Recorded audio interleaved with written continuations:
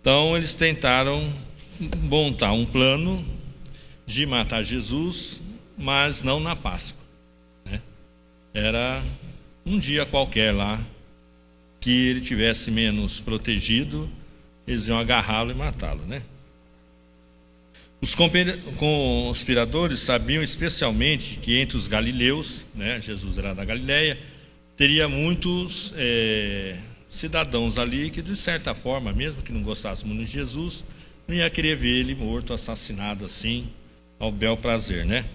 Então eles tentaram evitar esse dia por causa disso também, né? Assim ficou decidido adiar a prisão de Jesus até que os seguidores dele não estivessem mais por perto. Então pegar ele num dia desprevenido, né? Mas esse plano malogra, né? Como a gente sabe. Malogrou devido à inesperada cooperação oferecida por Judas. Eles não contavam que um dos apóstolos poderia trair Jesus. Eles iam tentar fazer alguma outra trama, não essa. Essa nem passou pela cabeça deles, né? Mas ninguém sabe por quê. Já já a gente vai estudar sobre Judas. Judas, um dos discípulos de Jesus, né, entra no meio dessa história da conspiração, né? Os principais sacerdotes não permitiriam que essa oportunidade áurea passasse sem que a agarrassem. Então aqui eles viram uma chance de matar Jesus antes da Páscoa. Nota, nós estamos aqui, vamos supor, na segunda, terça-feira, né, da semana, mais ou menos, né? A gente não pode jogar quando Judas apareceu na história aí, né? Mas provavelmente foi algo bem não programado, né? Desse modo, os eventos tomaram um curso mais rápido do que eles tinham previsto. Eles iam matar Jesus, mas não tão rápido quanto a coisa desenvolveu, né? Não durante a festa, diziam os conspiradores, depois de 2 dias, disse Jesus, né? Isso aqui, no Evangelho de Marcos, umas 3 vezes eles avisam os discípulos que eles iriam para Jerusalém e ele iria morrer, né? Então, Jesus sabia que ia morrer nessa Páscoa.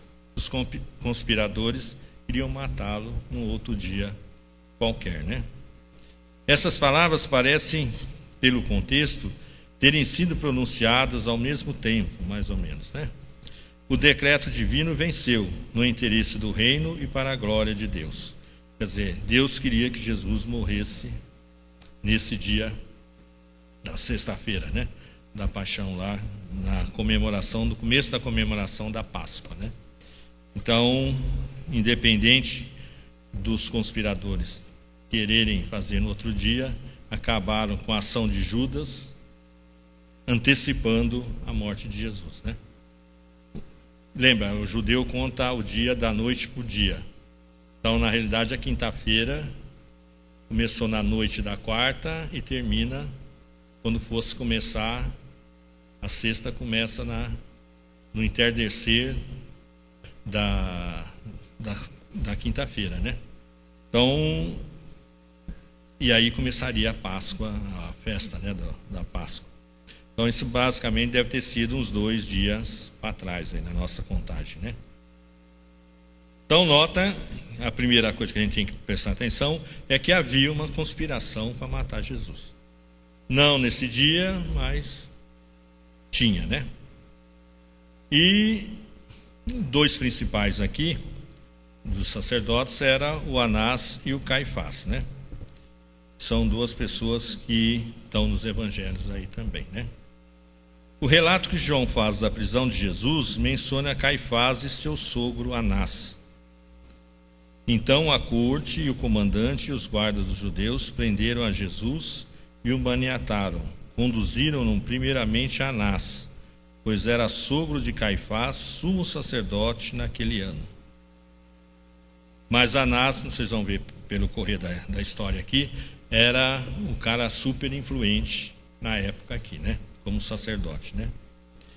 Em Atos 4:6, Anás é chamado de sumo sacerdote, embora seu tempo de serviço já tivesse encerrado. A função de sumo sacerdote era vitalícia, mas Herodes o Grande mudou isso, convocando e dispensando o sumo sacerdote segundo a sua vontade. e os governadores romanos adotaram o mesmo costume. Lembra, quando lá no Velho Testamento, lembra lá em Êxodo,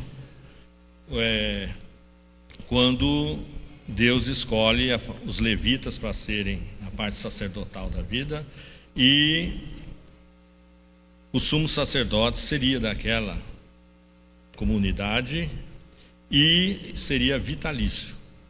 Só trocaria o sumo sacerdote quando morresse o que tivesse no posto, né? Então foi assim durante toda a história lá, né, entre o povo de Israel, né? Começando com Arão, né? Depois veio o filho dele, o neto dele, e assim foi seguindo, né? Até Herodes aqui, pelo que parece, né? Isso aí se perdeu no tempo aí. Mas Herodes fez o quê? Ele punha como sumo sacerdote quem apoiava ele. Se virasse a coisa, ele tirava e punha outro no lugar.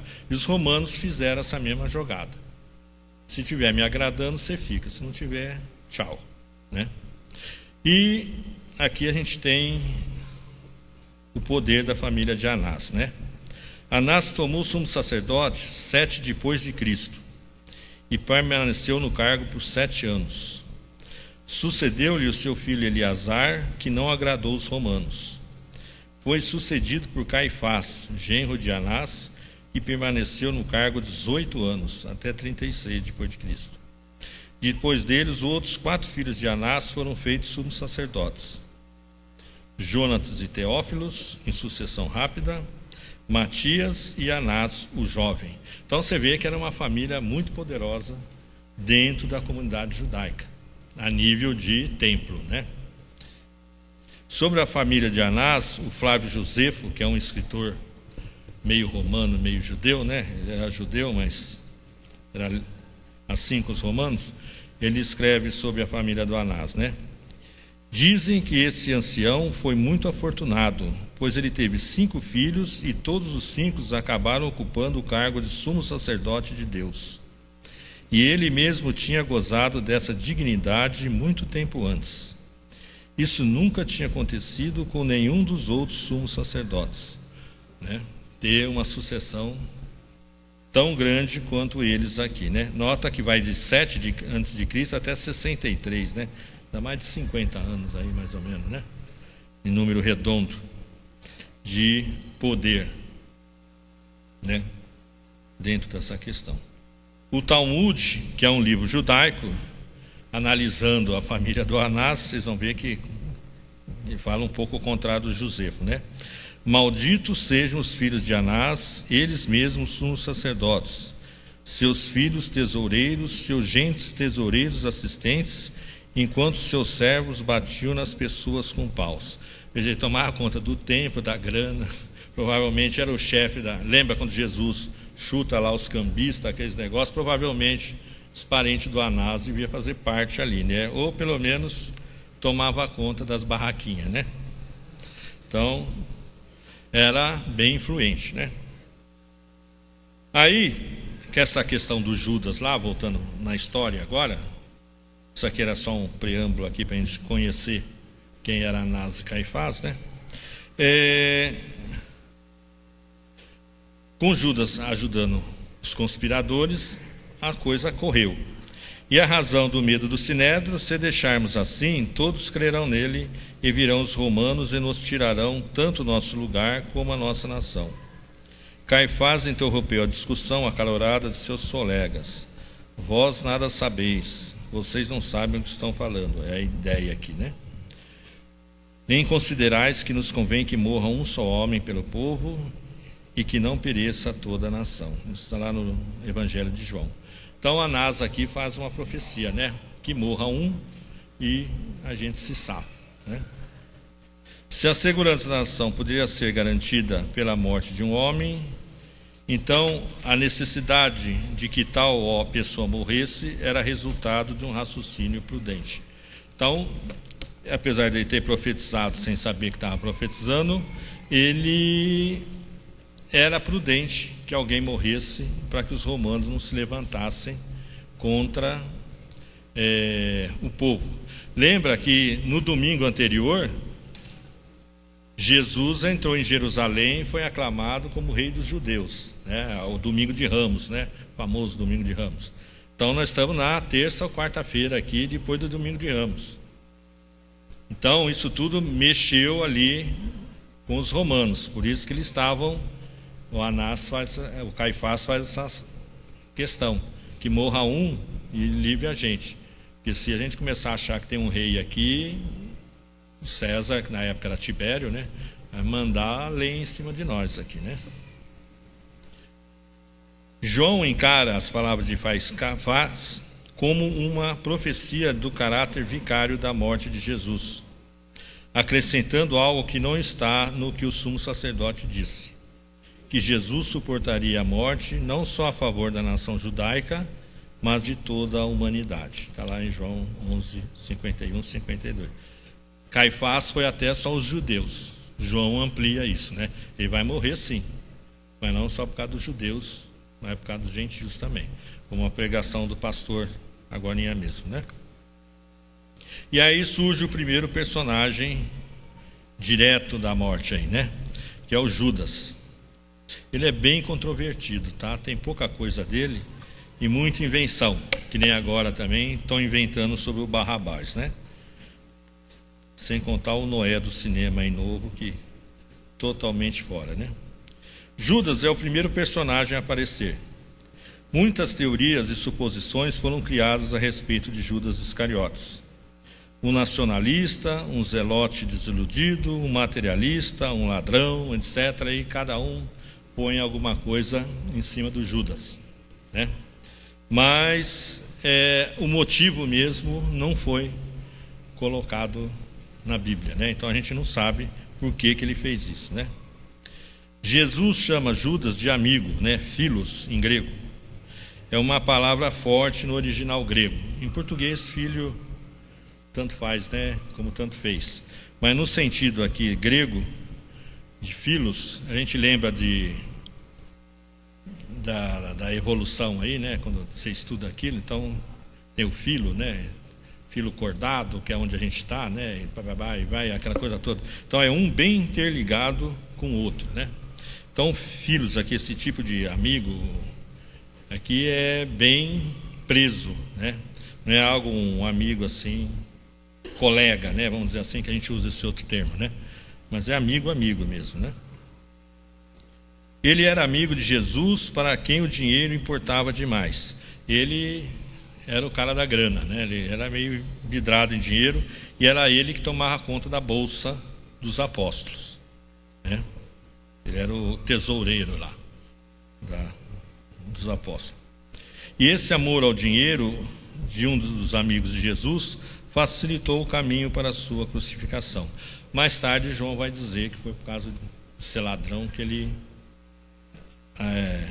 acabou se vendendo, né?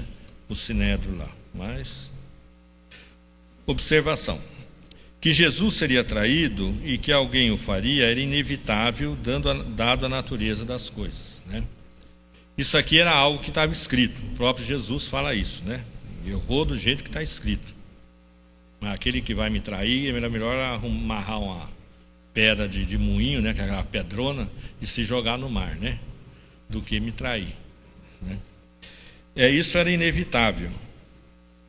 Não era inevitável que seria Judas em especial, né? Podia ser qualquer um, até qualquer um de nós lá, né? Mas acabou sendo Judas. Segundo dizem, né? O diabo na realidade queria Pedro, né? Para essa função.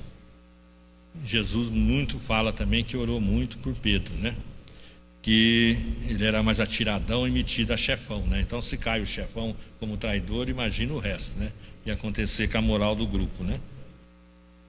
Judas era sempre o último na lista dos apóstolos, né? Ele não era mais diabólico do que os outros, à luz da cruz. É simplesmente mais um, né? À luz da cruz, todos nós somos pecadores dignos do inferno, né? Ele também era, e assim como os outros apóstolos também. Então, por que Judas fez o que fez? Isso ninguém sabe, né? Nós não sabemos, ninguém escreveu. Os evangelhos não nos dizem porque Judas foi levado a dar o passo desesperado, conquanto chamem a atenção para sua avareza e desonestidade. João 12 é aquela quando a moça quebra aquele alabastro e unge Jesus, né? Que era um perfume caro, e Judas é o primeiro a dar bronca, né? Por que não vendeu aquilo e dava o dinheiro para os pobres? Era ele que tomava conta da bolsa, né? O bolso dele. Então, essa é a questão. Mas os outros também foram na mesma onda, né, do Judas.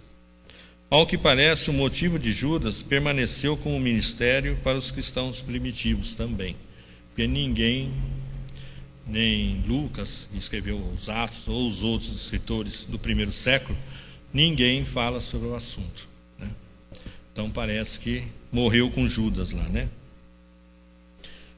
A figura de Judas, embora terrivelmente triste, não é inteiramente má. Ele viu o seu pecado, né? Depois Jesus foi preso e foi condenado, né? Ele se tocou no erro que fez, né? A sua consciência não estava completamente insensível, e quando ela não o deixou em paz, ele tentou fazer algo a respeito. Ele foi lá conversar com os sumos sacerdotes, devolver o dinheiro, né? Quem sabe livrar Jesus, sei lá, ou pelo menos ter o perdão ali, né? Ele admitiu o seu pecado: pequei, pois traí sangue inocente. Está lá em Mateus 27:4. Mas se deparou com uma resposta dura dos principais sacerdotes e anciãos: que nos importa? Isso é lá contigo, se vira. Isso é problema teu com Deus, então nem aí que você fez, né? Veja que eles eram representantes de Deus, que teriam que dar a força para Judas. Na realidade, eles esmagam mais ainda, né? Para agora você que se vire aí, né? A tragédia é que Judas não viu a cruz, né? Ele foi se enforcar. Então ele não viu o depois de Jesus, né? Ele tirou sua vida antes de tomar conhecimento da expiação, que a cruz tivesse agido, e de entender o seu significado. Ele não viu que a morte de Jesus era para a salvação de todo mundo, talvez até a dele. No caso eu não sei, porque o próprio Jesus disse que o cara era melhor se matar, né? Então o cara que o traísse, eu acho que não ia ter escapatória não, né? Morreu no isolamento e no remorso. Que tragédia aí, né? Isso aconteceu na sexta-feira, mas o domingo vem aí, né? Judas morreu na sexta-feira também, né? Então veja que é um personagem estranho, era membro dos apóstolos, tomava conta da grana da turma, quer dizer, participou, né, expulsando o demônio. Lembra lá quando Jesus manda de 2 em 2, depois manda 70? Judas estava no meio dessa turma, né? Ele não era só um ladrãozinho que ficava por lá, não. Ele participou disso tudo. No entanto, não se sabe por que ele traiu Jesus, né? Alguns acham que era para que Jesus se tornasse rei logo mesmo e acabasse com o domínio romano e Israel voltasse a ser como no tempo de Davi e Salomão. Mas isso é especulação, né? Ninguém tem nada escrito sobre isso. Então, o porquê, provavelmente, talvez fique com essa visão de João, né? Que, como ele tomava conta da bolsa e era ladrão, talvez ele se interessou pelas 30 moedas lá, né? Que era só dele, né?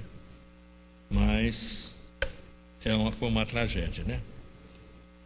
O outro personagem, muito paralelo com Judas, é Pedro, né?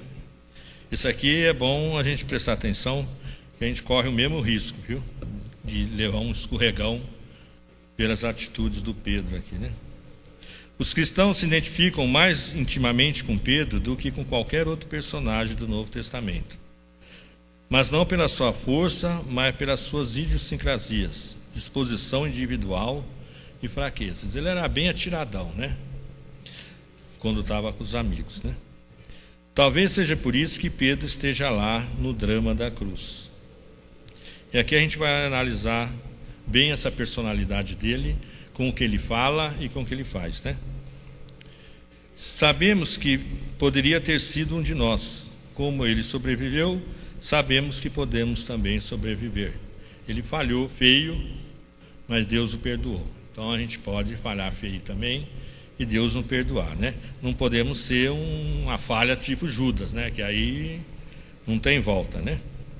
Então, qual o problema do Pedro? 2 conceitos a seu respeito estavam em conflito. Autoconfiança demais. É o primeiro defeito dele. Pedro confundiu o que era entre os amigos, os discípulos, e o com que ele era com os estranhos. Pedro confundiu o que era no discurso do que era na prática. Então é aquele colega nosso de turma, né? Que quando você está só com a turma, ele é o fortão, é o brigador, é isso, ele é aquilo, faz e desfaz. Mas quando está no meio do povo, ele se acanha, né? Então Pedro parece que era mais ou menos isso, né? No meio da turma, eu não morro com você, eu não vou deixar fazer isso, eu faço aquilo, mas no meio do povo ele... né? Então essa é a primeira problemão do Pedro. E depois do Pentecostes, como diz aí, né? Muda o discurso e a prática ficam igual, mas aí já é outra conversa, né? Na última ceia disse-lhe Jesus: vocês todos me abandonarão. Pedro respondeu: ainda que todos te abandonem, não te abandonarei. Nota, ele estava no meio da galera, né? Respondeu Jesus: asseguro-te que essa noite 3 vezes me negará. Mas Pedro insistia: mesmo que seja preciso que eu morra contigo, nunca te negarei, né? Lá no meio da galera, a turma ficou tudo quietinha, né? Boa, Pedro. E a outra era a personalidade, né? Pedro já tinha dado a Satanás a vantagem da sua personalidade, o alto conceito de que tinha de sua habilidade de aguentar as pontas, né? Isso o enfraqueceu na crise, e Jesus já o tinha avisado na ceia, né? No final, ele se recusou a ser identificado com Jesus, qualquer que tenha sido a razão ou desculpa para isso. Então, lá na hora H, tudo aquilo que ele falou que ia fazer durante a ceia, ele ficou quietinho. Não, nem conheço aquele cara aqui, Galileu nada. Eu estou meio gago aqui, mas esse sotaque é falso, né? Então, ele tentou de todo jeito se livrar, e se livrou, né? E aí acontece que o galo canta, né? Aí ele lembra, Jesus falou, né? Quando o galo cantar, 3 vezes você vai me negar, né? De novo, Jesus estava certo e ele, Pedro, errado, né? Ele caiu em prantos e chorou amargamente. Aqui está a diferença do Judas, né? Judas foi se enforcar, né? Aqui ele sentiu a mesma coisa que Judas sentiu, mas como um arrependimento mesmo, né? E isso ele só se livrou depois que Jesus ressuscitou, estava no mar pescando lá no mar da Galileia, né? Lembra lá? Aí Jesus chama Pedro lá, e quando Jesus ressuscitou dos mortos, o anjo disse às mulheres: eis a Pedro e aos discípulos e a Pedro, né? Está lá em Marcos. A história de Pedro termina com uma experiência de limpeza, né? João 21, lá no finzinho do livro. Jesus restaura Pedro e o transforma no mais ousado de todos os apóstolos. Jesus ainda acreditava no potencial de Pedro, mesmo depois de ter errado tão feio com ele. É aquela questão que Jesus pergunta, né? Tu me amas, Pedro? Claro que eu gosto de você. Você me ama, Pedro? Claro que eu gosto de você. Você me ama, Pedro? Eu te amo. Aí sim que ele voltou, né? 3 vezes, porque o galo cantou que ele errou 3 vezes, né? No português, o ama traduzido como ama, né? Mas no original grego a palavra é diferente, tá? É um ama com outro ama que não é ama, né? Seria gostar no nosso sentido aqui, né?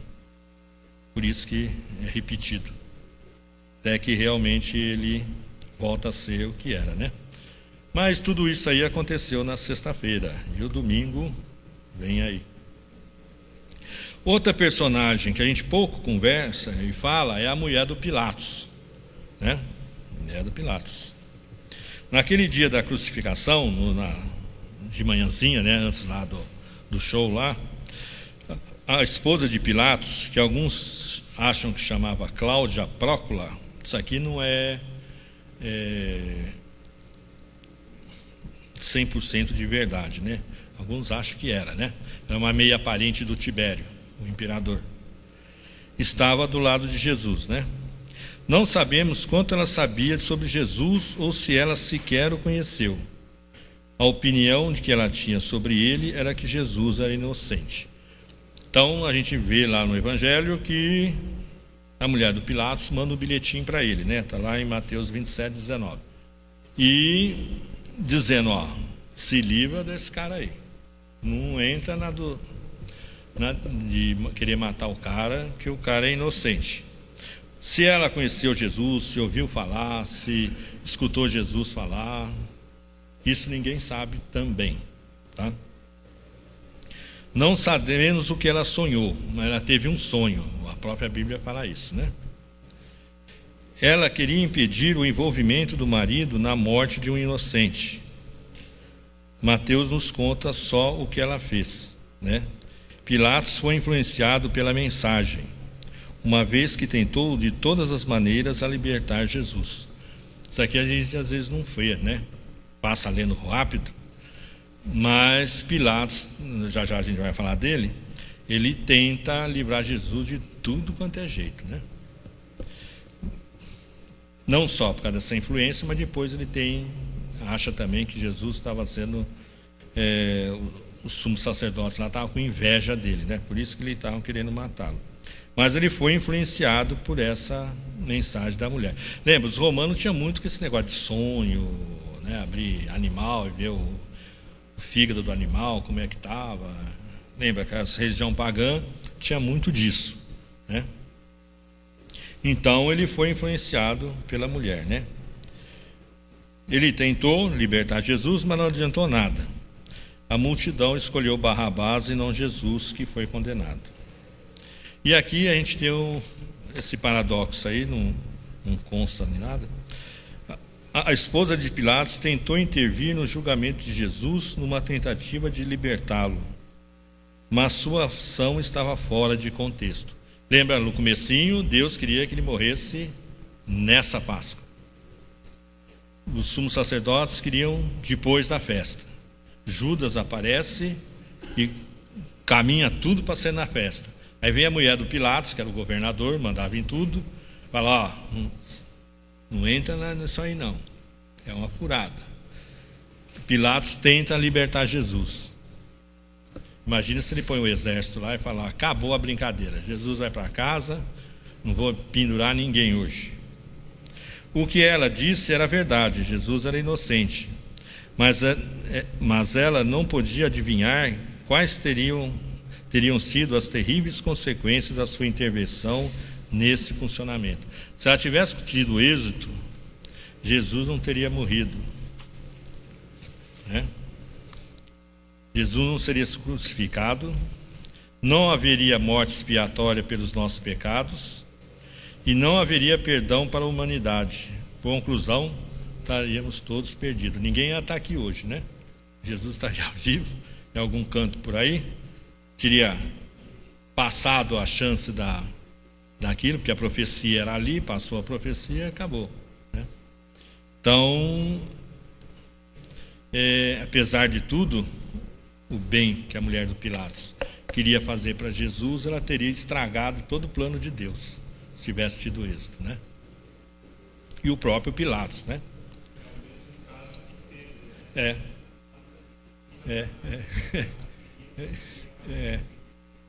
E da cruz também.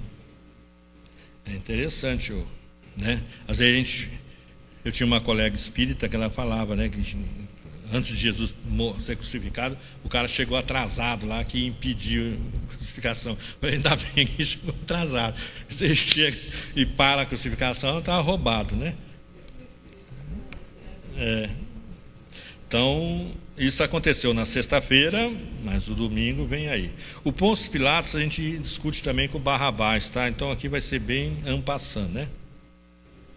Pôncio Pilatos aparece nos 4 evangelhos, né? Como procurador da Judéia, Pilatos era responsável pela lei e pela ordem, e pela administração da justiça e coleta de impostos. Essa era a função dele lá, né? No caso de Jesus, Pilatos estava decidido a seguir o conselho da esposa. Ele se esforçou, né? Lucas trabalha muito sobre isso, né? Mostrando a interferência aí que nós vamos ver já já. Ele não encontrou nenhuma culpa em Jesus e sustentou que esse não tinha feito nada que merecesse a morte. Está lá em João 18, né? Por isso que ele queria libertar Jesus. E aí aparece João 18:39. Tendes, porém, por costume que eu vos solte alguém por ocasião da Páscoa. Quereis porque vos solte o rei dos judeus? Então aí, nós vamos discutir depois, isso era uma festa, né? Lembra, Pilatos não condenou Jesus diretamente, quem condenou foi o Sinédrio e o sumo sacerdote. Ele apenas, talvez colocasse até Jesus aí, para ser na disputa aí, por causa da festa do domingo anterior, né? O cara foi aclamado, provavelmente a multidão vai votar nele de novo, né? Votaram no cara errado, né? Mas eles responderam, né? Não temos rei senão César. Se deixares os homens livres, não és amigo de César. Quem se diz rei se opõe a César. Isso foi a multidão que falou, né? Ele é persuadido, lava suas mãos e entrega Jesus para ser crucificado. Pilatos ficou no palco da história 4 horas, porém seu nome é recitado por todo o mundo nos credos da igreja. Padeceu sobre o Pôncio Pilatos, né? No credo apostólico, todos eles têm essa frase, né? Nasceu, foi crucificado, morto, ressuscitado, padeceu sobre Pôncio Pilatos, morreu, blá, blá, blá. É o credo, né? Pilatos achou que tinha lavado as mãos de uma porção de encrencas. Achava que havia voltado a controlar as coisas, mas não percebeu que era apenas sexta-feira e que o domingo vem aí, né? A questão de lavar a mão aqui, muita gente pensa, ele era o juiz aqui, né, como eu falei, administrava a justiça. Veja, isso aqui não foi um julgamento, né? Era uma escolha, nós vamos ver agora com Barrabás e a multidão, da população. Ele não interferia em nada aqui. Então, segundo Tom Houston aqui, a narrativa de Marcos 15:8 sugere um costume de soltar um prisioneiro por ocasião da Páscoa. Está na Bíblia, né? Esta pode ter sido a concessão por parte da administração romana na Judéia, porque a Páscoa era uma celebração de libertação. Não se tem como é que surgiu isso, mas os romanos, na época da Páscoa, soltavam um prisioneiro e matavam o outro. Eu não sei se punha 4 lá, já que Barrabás saiu, Jesus e outros 2 foram mortos, não sei se os 4 estavam lá. Mas pelo menos 2 tinha, né? Na brincadeira aqui, né? Segundo Houston, esse pode ter sido o verdadeiro motivo do ajuntamento da multidão. Não o julgamento de Jesus, mas a libertação de um prisioneiro. Nota, Jesus foi julgado na madrugada, quando Pedro negou. Lembra, o sumo sacerdote rasga a veste quando ele pergunta, né? Você é o filho de Deus? Eu sou. Né? E aí condena Jesus à morte. O ajuntamento era para libertar o prisioneiro. Tanto uma levantada depois de beber a noite toda lá, levantar de manhã e ia lá para esse lugar, que devia ser na Fortaleza Antônia ali, né? E ali devia ter, colocar os caras lá, bate palma para isso. Que nem faz o Silvio Santos, o Raul Gil lá, né? Para dar um prêmio para alguém, na palma, né? Eles ligam o palmômetro lá e quem grita mais ganha. Então era mais ou menos isso que acontecia ali, né?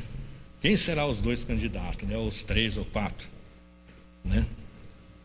Pilatos aproveitou a ocasião e, não querendo se envolver no caso de Jesus, ofereceu à multidão na esperança dela o escolher e assim libertá-lo. Lembra, no domingo o cara é aclamado rei, entra no jumentinho, sentado no jumentinho, domingo de Ramos, todo mundo, viva o filho de Davi. Pô, agora é quinta-feira, os caras não esqueceram, é a mesma população que está lá, eles estavam esperando a Páscoa. Então, provavelmente Pilatos pensou, agora essa turma vai aplaudir Jesus, eu mando ele embora, satisfaço minha esposa, não me envolvo com ele e fica tudo numa boa, né? Essa talvez tenha sido a ideia dele. Lembre-se que alguns dias atrás houve a entrada triunfal de Jesus em Jerusalém, com o povo gritando: Hosana ao filho de Davi, bendito que vem em nome do Senhor, Hosana nas alturas. Olha que beleza, né? Pilatos não era burrão, né? Ele era o governador. Alguém deve ter cutucado ele, falando: lembra disso. Porém, os sacerdotes e anciões persuadiram as multidões a que pedissem Barrabás e fizessem morrer a Jesus. Isso está no Mateus 27, 20. Só que ele não contava com o sumo sacerdote. Não sei se comprou a multidão, mas como eles eram influentes, o povo foi na conversa deles, né? Para sorte nossa, né? E a resposta inesperada veio: crucifica-o. Né? Em vez de soltá-lo, crucificam. Pilatos tentou argumentar, mas eles gritavam ainda mais: crucifica-o. Então ele soltou Barrabás e entregou Jesus para ser crucificado. Note que esta era a prática estabelecida para agradar a multidão, segundo Marcos 15, 8. Independentemente de princípios, já que eram sempre dois criminosos que entravam na disputa pela liberdade. O problema é que aqui um era inocente e o outro realmente era criminoso, né? O Barrabás, né? Jesus era inocente e Barrabás participara de um motim e de um homicídio. Está lá em Marcos 15, 7. Então, o que fez a multidão escolher Barrabás e rejeitar a Jesus? A multidão, em primeiro lugar, fez uma escolha casual, claro que influenciada, mas não deixa de ser casual, né? O povo não tinha vindo pedir alguém específico, não tinha nenhum nome em mente. A libertação era apenas um evento da festividade. Isso fazia parte da festa da Páscoa. Libertar um prisioneiro, né? Qualquer. A multidão, em segundo lugar, seguiu a persuasão dos sacerdotes e anciãos, né? Eles queriam libertar Barrabás e crucificar Jesus. A multidão comprou a ideia e apoiou a morte de Jesus, né? A grande maioria, né? Em terceiro lugar, não deram ouvidos à razão. Por incrível que pareça, Pilatos tentou forçar a multidão a pensar por 3 vezes. Por quê? Que crime ele cometeu? Isso está lá em João 15, 14, Lucas 23, 13, 16, 22, 23, 24. Lucas tem as 3 intervenções de Pilatos na questão aqui, né? Mas a multidão gritava mais alto: crucifica-o. E ele lá batendo o pé que não queria crucificar Jesus, o inocente, né? E em quarto lugar, foi uma escolha fatal. A escolha da multidão foi fatal para a justiça, foi fatal para Jesus e fatal para eles, que disseram: que o sangue dele caia sobre nós e nossos filhos. Mateus 27, 25. E isso caiu sobre a cabeça deles mesmo, né? Esses 2000 anos aí que a gente vê, o que os judeus sofreram e sofrem até hoje, provam isso, né? Jerusalém desafiou Roma com a atitude de pedir Barrabás, e Roma destruiu Jerusalém e dispersou o povo da Judéia para séculos e séculos de perseguição e antissemitismo, né? Tempinho depois, Jerusalém é destruída e o povo é disperso, né? Não fica mais nenhum judeu lá. O sangue de Jesus caiu sobre eles e seus filhos. E está lá até o dia de hoje, né? Dentro dessa questão. Mas essa escolha do povo não é incomum, né? Nas eleições no Brasil, nós temos o voto útil. Votar em um candidato em detrimento de outros, né? Que ele está ganhando, vamos votar nele, né? Para não falar que votou no cara que perdeu. Então não interessa se ele presta ou se não presta. Mas você está na frente e vota nele, né?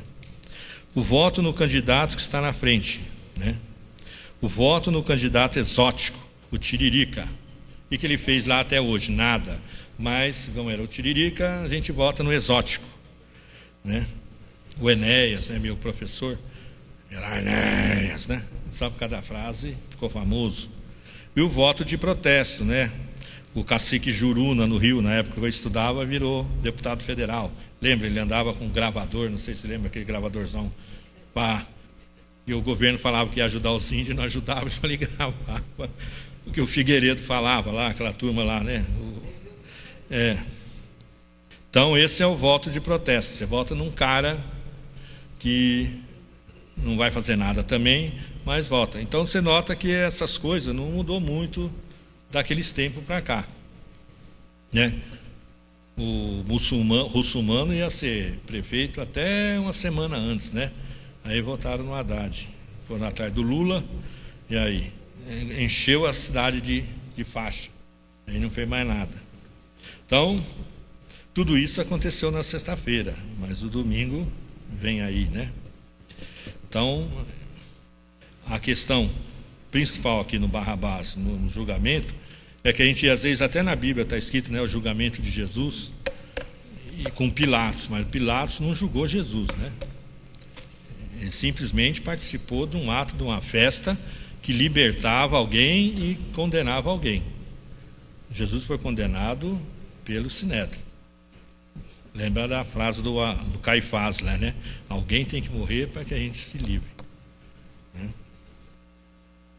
Aí tem outros personagens que são os soldados do governador, né? Pilatos ordenou que Jesus fosse açoitado.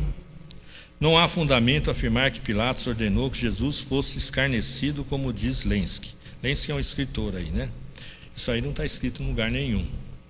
Então a gente não pode afirmar que foi ele que fez, ou se foram os soldados lá na hora que resolveram fazer, né? O texto, em parte alguma, fornece apoio a essa interpretação. O que está escrito na Bíblia não demonstra isso. Ele simplesmente falou: já que o povo quer, então mata o cara aí. Para ele era um judeu como qualquer outro.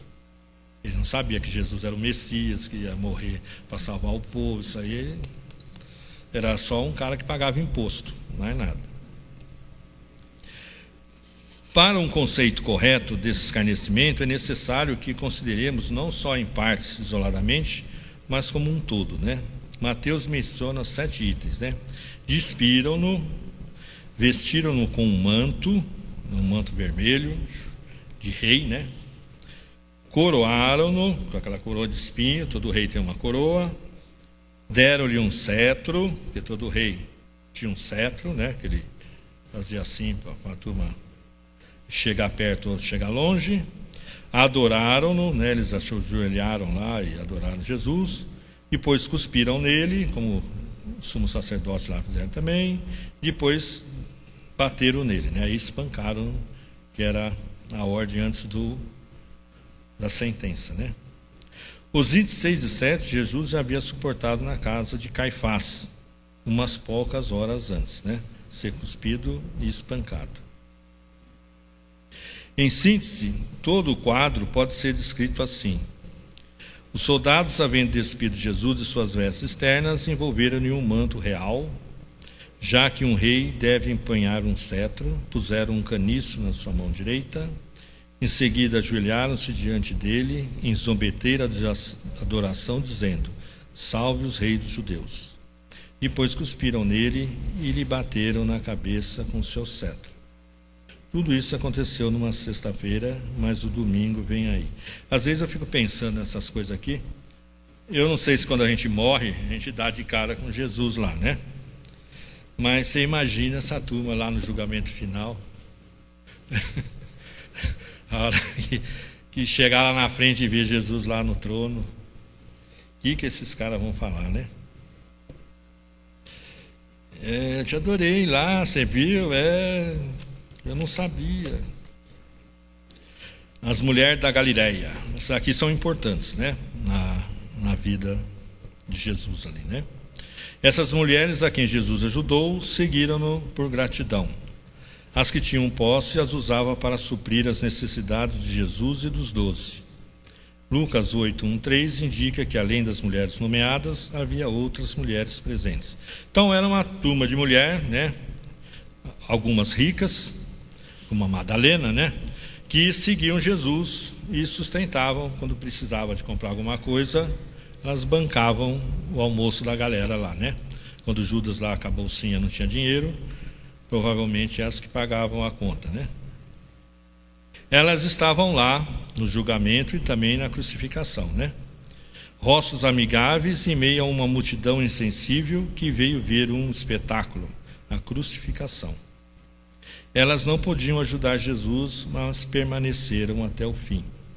Lembra que os apóstolos fugiram, né? Mas elas ficaram lá.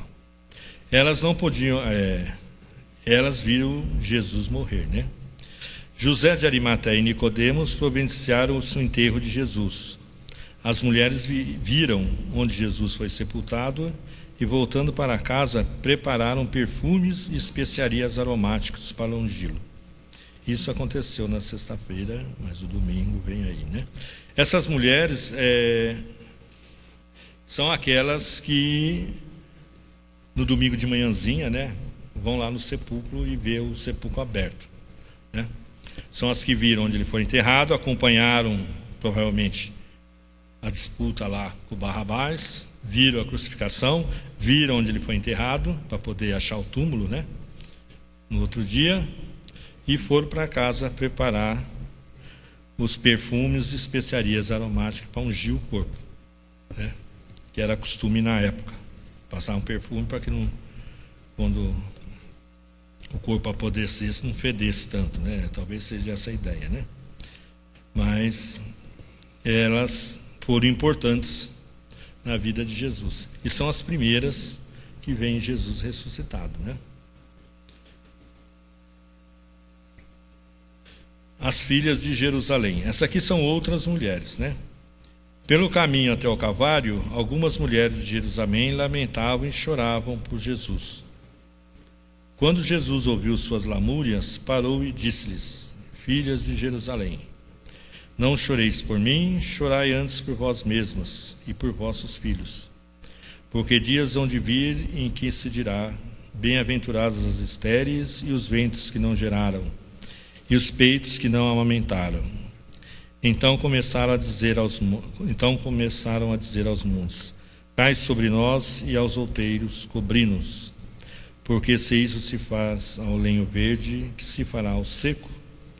Aqui é uma profecia da destruição de Jerusalém no ano 70, né?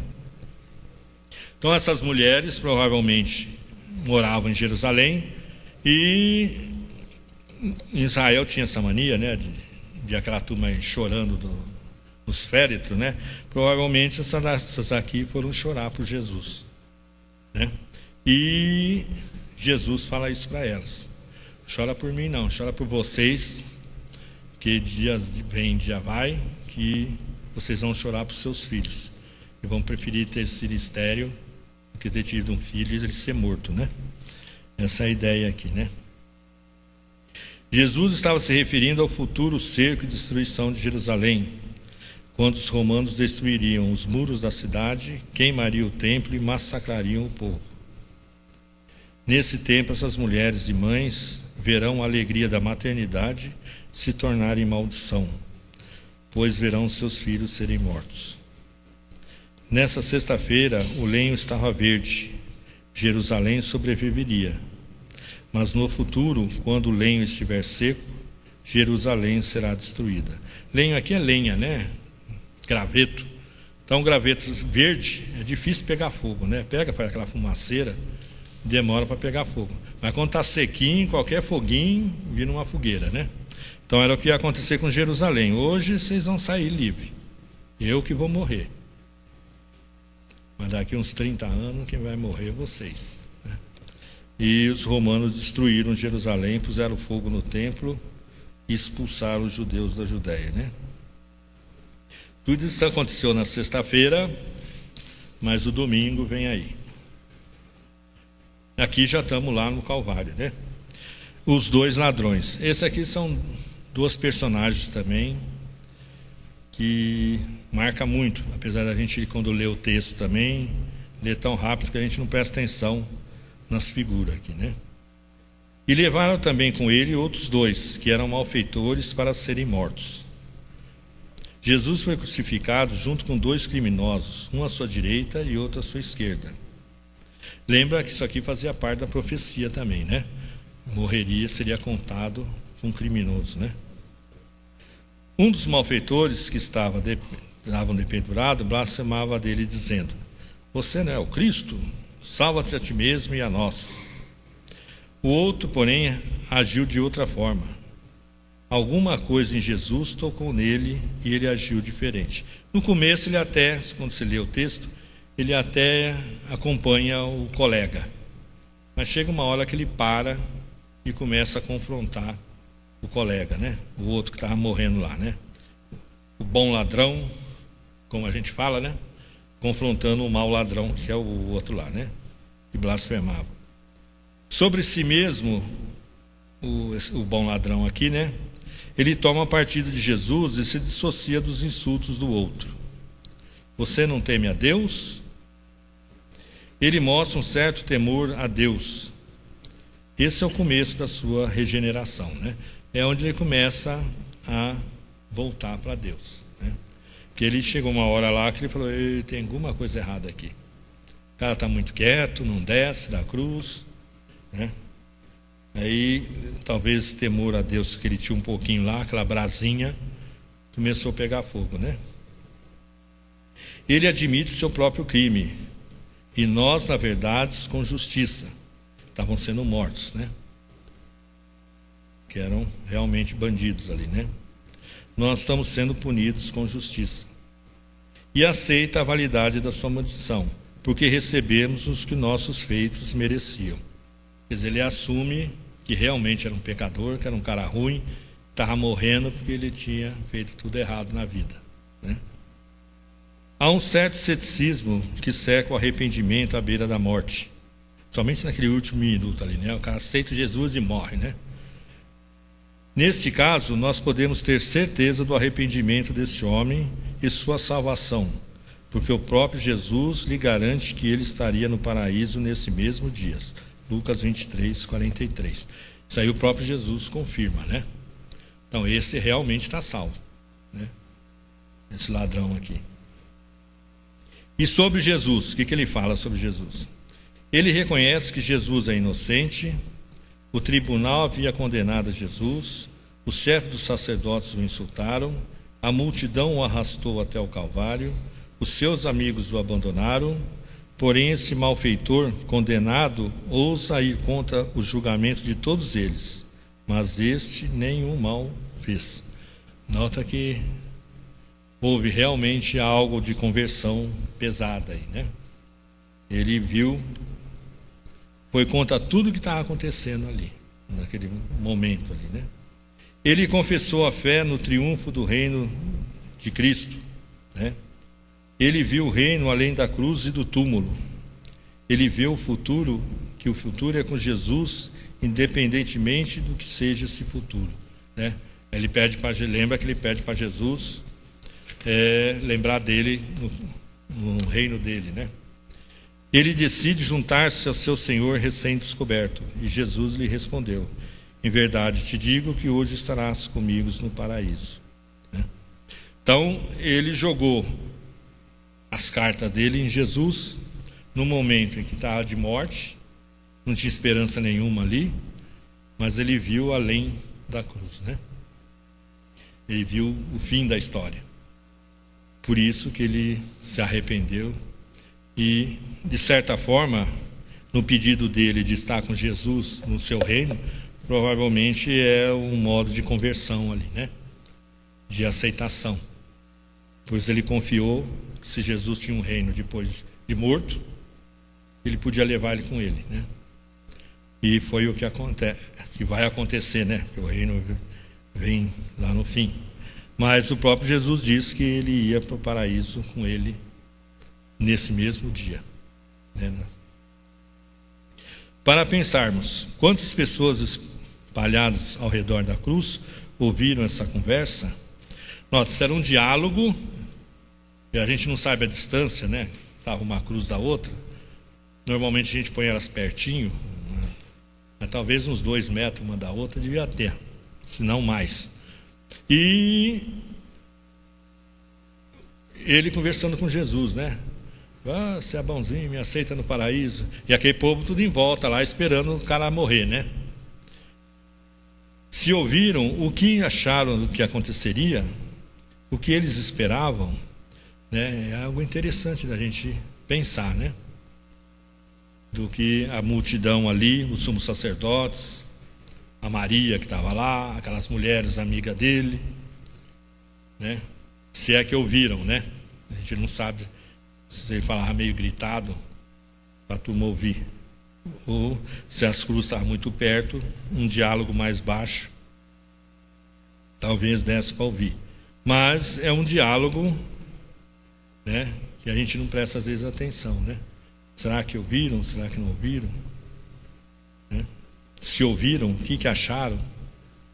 Dois doidos conversando, né? Dois caras morrendo aí, né? Mas é algo interessante para a gente pensar, né? Então, os dois ladrões tiveram a mesma chance. No último minuto estava com Jesus ali, né? Isso lembra aquelas partes da Jesus fala, né? Dois estão no campo, um é tirado, o outro fica, né? Talvez a ideia não é aqui, né? Mas mostra bem essa questão, né? De salvação. Mas um realmente se voltou para Jesus e acabou sendo salvo, né? Os transeuntes são pessoas que passavam pelo local da crucificação. Provavelmente esse lugar aqui devia ter uma estrada do lado, né? É difícil hoje se achar esse morro onde é que é, mas o Gólgota lá devia ter uma estrada perto, que a turma passava e via e ainda falava mal de Jesus e dos outros dois que estavam pendurados lá, né? É provável que o Gólgota ficasse perto de estradas, e essas pessoas iam passando em sua jornada para outro lugar. Ou estavam chegando em Jerusalém, ou estavam saindo de Jerusalém, né? Pararam apenas para ver a cena e focalizaram a sua atenção naquele que está pregado na cruz central. Menearam a cabeça, né, com desdém, coitado, e arrogância, e lançaram insultos contra ele. Veja, até aqueles que passavam xingavam, né? Isto é conhecido como irreverência desafiante, né? Isso aqui para quem mexe com essa parte de psicologia, né? Note que os transeuntes, como as falsas testemunhas, adotam a caluniosa citação e a má interpretação da declaração de Jesus e aceitam-na como se fosse a própria verdade. Eles as usam agora e acrescentam: salva-te a ti mesmo, se és o Filho de Deus, e desce da cruz. Eles não estavam satisfeitos em vê-lo morrendo na cruz. Eles tinham de blasfemar e escarnecer de um homem prestes a morrer. Então, eles usavam, Jesus disse que era o Filho de Deus, mas eles ampliam a ideia para blasfemar, né? Xingar, e não, eles tinham ideia mesmo que ele descesse da cruz. Isso aí não estava nem... Se ele descesse também não ia adiantar nada, que eles não iam crer nele de jeito nenhum, né? Esses transeuntes haviam tornado a decisão de desafiar o testemunho de todos os milagres, de todas as misericórdias a todos os necessitados, de todos os seus maravilhosos discursos e de toda a maravilhosa vida do Filho de Deus na terra. Rejeitaram tudo isso, preferiram zombar, preferiram blasfemar. Nota que mesmo aqueles que votaram pela crucificação lá, por influência dos sacerdotes, se esqueceram disso tudo também, né? Os milagres que ele fez no templo, que ele fez lá na Judéia, na Galileia, aqueles que ele ajudou, a multiplicação dos pães, dos peixes, né? Que a turma comia de graça ali, né? De tudo essas coisas, dos discursos que ele fez, né? O Sermão do Monte e outras coisas. Então eles esqueceram tudo disso, né? Apenas blasfemaram. Mas isso aconteceu na sexta, o domingo vem aí, né? Os sacerdotes e anciões vão nessa mesma onda, né? Eles zombavam de Jesus entre si, dizendo: salvou os outros, mas não é capaz de salvar a si mesmo, né? Eles queriam que ele descesse da cruz, né? Quem falava eram os líderes dos judeus. Eles haviam arquitetado a morte de Jesus. É a turma que tinham feito o plano de um dia matar Jesus, né? O que eles diziam demonstra, porém, que eles não eram completamente perversos nem cegos aos fatos. Eram conscientes no que diziam, né? Eles sabiam o que estava dizendo. Não é que nem o povão comum. Então, se eles blasfemavam conscientes do que estava fazendo, né? Eles achavam que a pior coisa que podiam dizer de Jesus era: salvou os outros, mas não é capaz de salvar a si mesmo. Era uma piada, um insulto, uma expressão de desprezo, a julgar pelos seus próprios padrões. Jesus era um fracasso, né? Levantou Lázaro, né, o filho da viúva lá, multiplicou pães, fez milagres, curou a mão não sei de quem, né? Aleijado aqui, cego ali, mas não consegue se salvar. Quer dizer, onde é que está o Deus desse cara? Né? Essa é a ideia deles, né? Analisemos a frase: salvou os outros. Jesus salvou os outros, isso era verdade, até para eles. E resumia muito bem a vida de Jesus, mesmo que carregasse uma dose de ironia nas palavras desses líderes judeus. Isso era certo, ele salvou os outros. Ele não é capaz de salvar a si mesmo. Essa era a melhor maneira de diminuir a Jesus, eles pensavam. Ele não consegue se salvar, né? Não passou pela cabeça deles que é possível viver por outro princípio, que não o da autopreservação.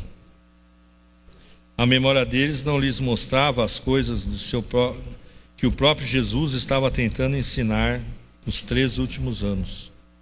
Eles não conseguiam ver que agora Jesus estava sendo uma lição prática do seu próprio ensino. É interessante isso, né? A morte é o final dos ensinos de Jesus. Depois ele ressurge, né? Mas essa era a parte prática final de tudo. Por isso que ele não podia salvar a si mesmo, né? Pois quem quiser salvar a sua vida, perdê-la-á. Mas quem perder a sua vida por amor de mim e do Evangelho, salvá-la-á. Ele havia ensinado isso. Se ele se salva, ele estava cuspindo na própria palavra que ele deu, né, no próprio ensino. Note que eles não se dirigiam diretamente a Jesus, mas sim falavam uns aos outros nas suas aflições salvíticas. Eles nunca falaram para ele e empregavam 2 epítetos, o Cristo de Deus e o escolhido. E eles não falavam diretamente com Jesus essas coisas. Salvou a si mesmo e não pode se salvar. Eles falavam entre eles, mas é claro, ele salvou a si mesmo, tá? Para ele ouvir lá, né? E não pode se salvar. Salvou os outros, mas não pode se salvar. Mas entre eles. E usam 2 coisas aqui: o Cristo de Deus e o escolhido. Está lá em Lucas. Por quê? Porque essas 2 expressões indicam o favor especial de Deus. E sem dúvida, essas pessoas estavam contrastando palavras que falavam de favor com a triste situação real de Jesus ali na cruz. Quando você falava o escolhido, o Messias, é sempre um cara vitorioso, né?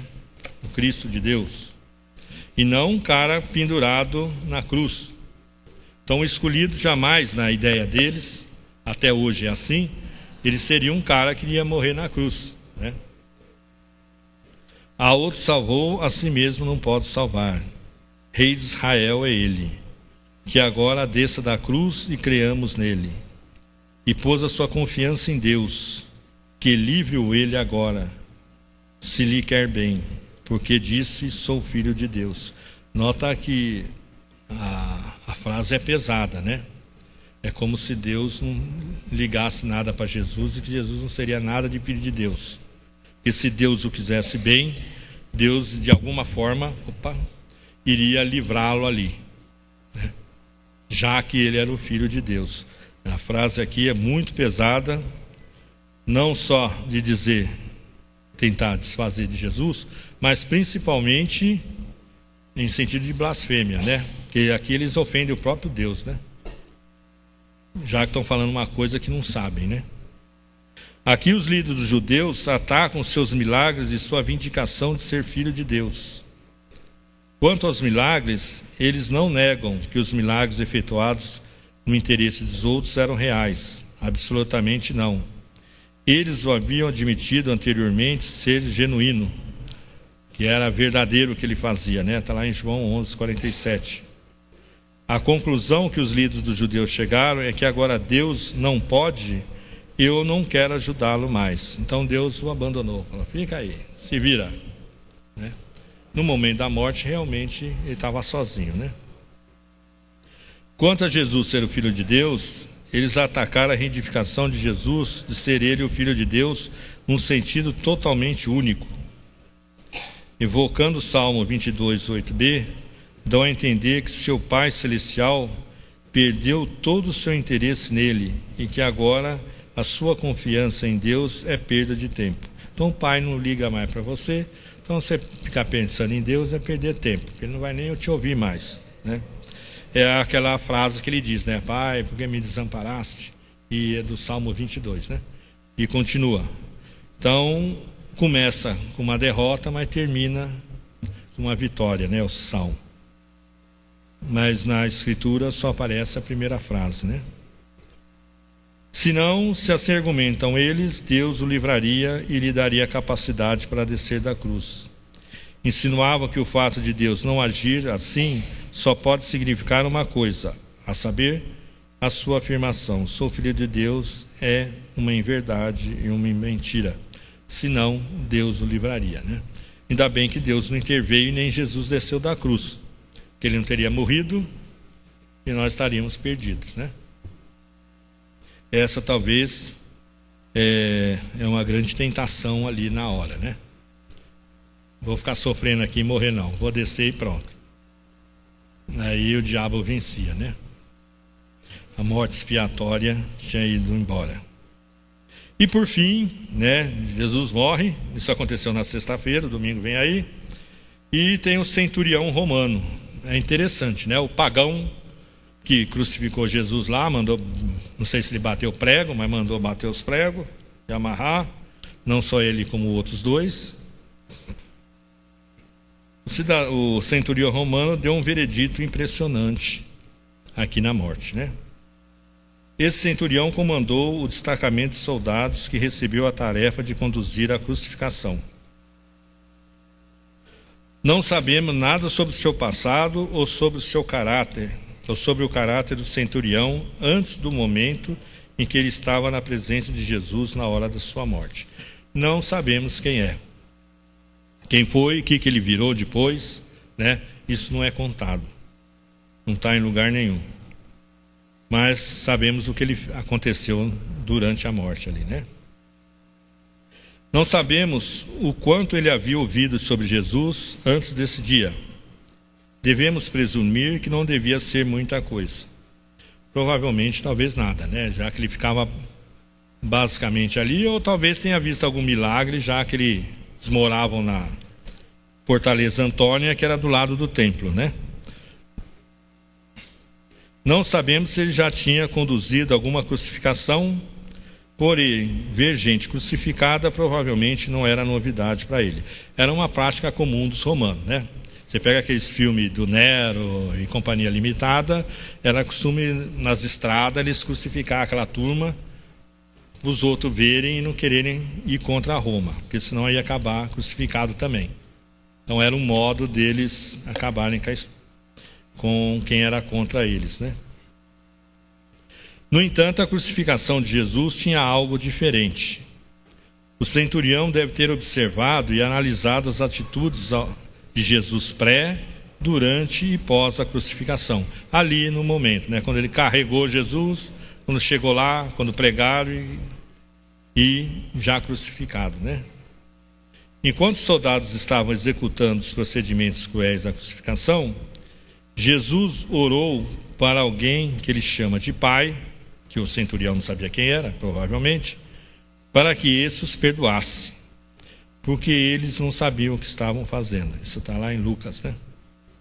Não havia nenhuma amargura ou ressentimento de Jesus. Normalmente, se você fosse morrer de cruz, nego te pregar, você ia xingar a mãe de todo mundo ali, né? Isso é o comum que a gente faz. E Jesus, na realidade, orou com um tal de pai, que o centurião não sabe quem era, né? Que perdoasse desse pecado específico da crucificação. Eles não sabiam o que estava fazendo. Jesus demonstra uma generosidade surpreendente. Orou pelos que os crucificavam. Arrumou um lar para sua mãe, né? Lembra aquele: esse é teu filho, filho, essa é sua mãe, né? Alguns acham que é João, outros acham que é o... como que é o nome dele lá? O Lázaro, né? Interagiu com outros condenados, conversou com os dois, né? Mais com um, que é o bom ladrão lá, né? Se manteve calmo, mesmo diante das calúnias que ouvia, e etc. Tudo que aconteceu na crucificação. O centurião só ficou lá manjando isso, né? Falou: esse cara é meio diferente. Jesus demonstra um perfeito domínio próprio enquanto o ridicularizavam, com palavras e gestos que teriam feito qualquer um se enfurecer. E Jesus não respondeu xingando ninguém, ele ficou quietinho lá na dele, né? O centurião não sabia o que fazer com isso. Os deuses que ele conhecia não podiam ser chamados de pai, né? Ninguém chama Júpiter de pai, Minerva de mãe, coisa nenhuma.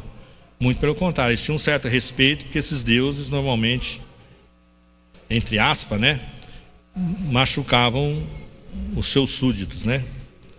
Mesmo o Deus dos judeus, pelo que ele poderia ter conseguido entender, era um Deus de duras leis e julgamentos. Se ele tivesse visto alguma coisa do Sinédrio, dos sumos sacerdotes lá, ele ia ver que Deus, se você não fizesse, ele punia. Então também não era um cara muito... O Deus dos judeus também não era um Deus muito bonzinho, né? E para piorar sua análise, ele viu o céu escurecer, sentiu a terra tremer. Lembra, isso aconteceu, né? E se impressionou com o último grito de Jesus: está consumado. João 19:30. E Jesus, dando um grande brado, expirou. Então, depois de tudo isso, o centurião exclamou: verdadeiramente, este homem era o Filho de Deus.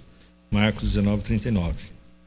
Não um, mas o Filho de Deus. Isso é importante. Ele não falou, ele é um Filho de Deus. Podia ser com 1, 2, 3, 4, 5. Ele disse o Filho, né? Artigo definido. O um seria indefinido. Podia ser qualquer um. Eu, você, ou Jesus, ou qualquer um. Mas aqui ele diz o Filho de Deus, né? Num sentido de definir, né? Mas não um, mas o Filho de Deus, no sentido que nenhum outro foi, o será, o Filho unigênito de Deus. Então ele afirmou, a gente não sabe se com algum conhecimento ou não, mas ele afirmou que Jesus era o Filho de Deus, indo contra também tudo aquilo que estavam blasfemando dele, sumos sacerdotes, né? Não podemos forçar as palavras do centurião e dizer que o quanto ele chamou Jesus de Filho de Deus, ele quis dizer que essas palavras significavam para nós. Para nós a gente entende Filho de Deus como Filho de Deus. Agora ele pode ter dito isso num sentido mais brando aí, né, em relação aos deuses, né? Elas significam, no entanto, que esse centurião se sentia na presença de um grande mistério e percebeu que Jesus tinha qualidades divinas. Isso ele viu, né? Porque nada do que ele já tinha visto aconteceu que nem aconteceu ali, né?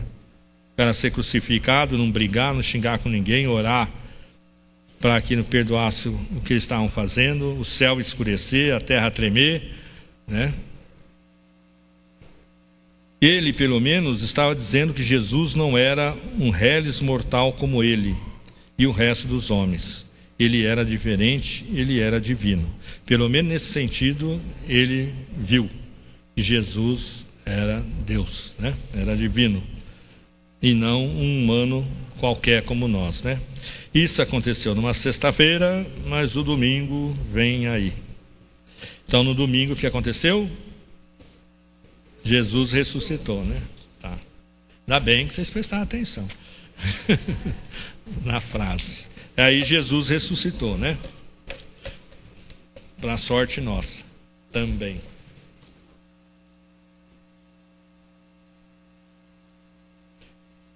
Pensei que ia dar debate, até que não deu. Então,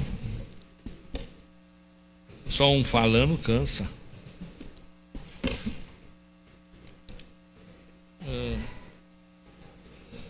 Vai falar alguma coisa? Não?